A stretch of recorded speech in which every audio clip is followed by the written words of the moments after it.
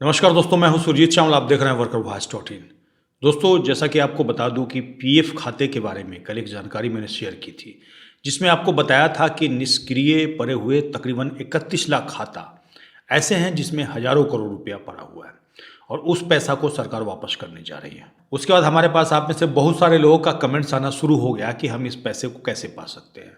तो आपको बता दें कि विभिन्न न्यूज़ पोर्टल के माध्यम से, विभिन्न स्रोतों के माध्यम से जो जानकारी हमने इकट्ठी की है, उसके हिसाब से आपको बता दूं कि आपको केवाईसी करवाना होगा, क्योंकि ऐसा है कि सरकार के पास आपका ट्रेस नहीं है।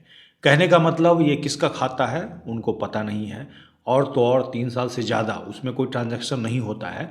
तो जैसे बैंक में आपका अकाउंट फ्रीज कर दिया जाता है, वैसे ही ये निष्क्रिय कर देते हैं। कहने का मतलब वो निष्क्रिय हो गया, उस पर कोई ब्याज वगैरह नहीं मिलेगा। अब ऐसे खातों की संख्या 31 लाख के आसपास हो चुकी है। सरकार चाहती है कि वो पैसा वापस करे किसको, तो जिसका पीएफ का खाता है। और इसके लिए जो केवाईसी का प्रोसेस कब से शुरू होगा, क्या होगा, ये सारी बात आज मैं बताने जा रहा हूँ। तो आइए हम इसको स्टेप बाय स्टेप करके जानते हैं।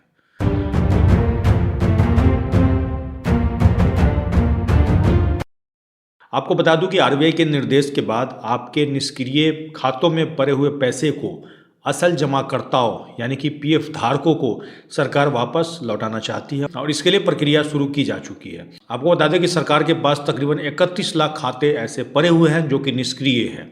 उसके पैसे आपको वापस करने हैं और इसके लिए सरकार काम कर रही है। जैसा कि हमें जानकारी मिली है, सबसे पहले आपको केवाईसी कराया जाएगा। लेकिन आप पूछेंगे केवाईसी होगा कैसे? तो अभी क्या है, 2012 से आपका जो पीएफ का खाता है वो डिजिटल हो गया है, यानी कि कंप्यूटराइज हो गया है। आपको बता दें कि पीएफ 2012 के बाद डिजिटल हो गया है, कंप्यूटराइज हो गया, लेकिन पहले मैनुअली काम होता था। और अभी ज़्यादातर जो खाते निष्क्रिय पड़े हुए हैं उसी मैनुअल के टाइम का है। और वो क्या कर रहे हैं, डाटा तैयार कर रहे हैं। डाटा फीड कंप्यूटर में हो जाएगा, उसके बाद आपको बुला करके आपके जो क्षेत्रीय कार्यालय है, आपके जो ऑफिस है, आपके एरिया के जो पीएफ ऑफिस है, वहाँ पे आपको कुछ पेपर डॉक्यूमेंट जमा कराने होंगे, जिससे कि पीएफ को ये पता चल पाएगा कि ये आपका ही खाता है। उसके बाद ऑनलाइन क्लेम का ऑप्शन आएगा और ऑनलाइन क्लेम करेंगे। क्लेम करने के बाद आपके खाते में पैसा होगा। लेकिन कुछ खातों में तो ये आसानी से काम हो जाएगा, लेकिन कुछ खाते ऐसे भी हैं जिसमें ये आसानी से काम नहीं हो पाएगा। कहने का मतलब जिनका सरकार के पास डाटा है, आंकड़ा है, उनको तो सरकार खोज लेगी, लेकिन बहुत सारे ऐसे लोग हैं जिनको नहीं खोज पाएगी। तो उसके लिए वो एम्प्लॉयर की मदद लेंगे। यानी कि होता क्या है, पीएफ का जो खाता आप खुलवाते हैं उससे पहले आपका एम्प्लॉयर वहाँ रजिस्टर्ड होता है। तो रजिस्टर्ड होने के बाद ही आपका पीएफ का खाता खुलता है। तो कम से कम आपकी कंपनी का इन्फॉर्मेशन उनके पास है। तो सबसे पहले वो क्या करेंगे, आपकी कंपनी का पता करेंगे, कंपनी वाले से आप तक पहुँचेंगे। अब ये देखिए आपकी कंपनी तक आपकी पहुँच है कि नहीं है।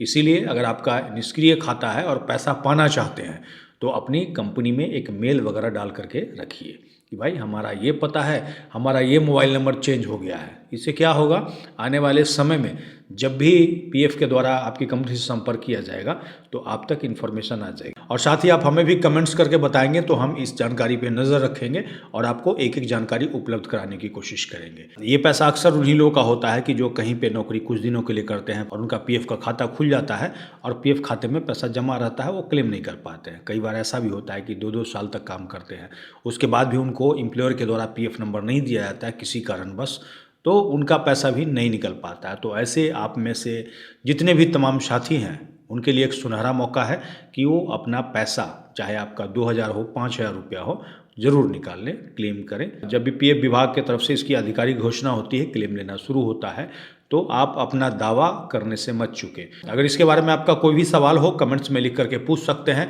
इस वीडियो को अधिक से अधिक शेयर करेंगे ताकि अधिक से अधिक साथियों तक जानकारी पहुंच पाए। अगर आप हमें फेसबुक पे देख रहे हैं तो पेज को लाइक करेंगे, यूट्यूब पे देख रहे हैं तो चैनल को सब्सक्राइब करेंगे। इसके साथ ही विदा लेता हूँ, जल्द ही एक नई जानकारी के साथ मिलते हैं। धन्यवाद।